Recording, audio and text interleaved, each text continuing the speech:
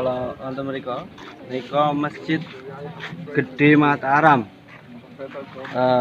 peninggalan Keraton Mataram menawi pusat keraton pemerintahanipun boten katingal nanging masjidipun tasih megah di terus makame wonten mriki.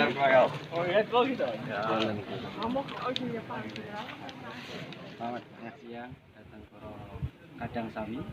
Samenika kula wonten ing makam Raja Mataram wonten ing Kutha Gedhe Ngayogyakarta.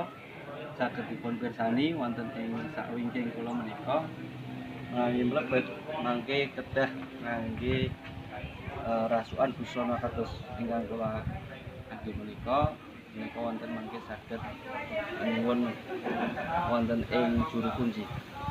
Perlu dipun pirsani bilih wonten ing lebet pesarean menika wonten pesaryanipun pendiri Keraton Ngeksiganda utawi Keraton Mataram nuninggih yang Gusti Panembahan Senopati.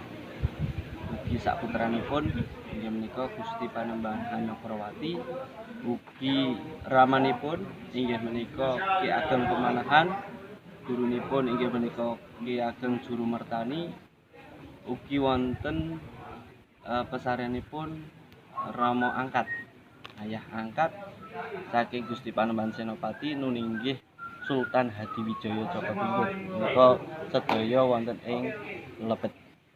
Mila semoga para kadang saged sami sowan dhateng mriki saperlu manang nambah kawruh.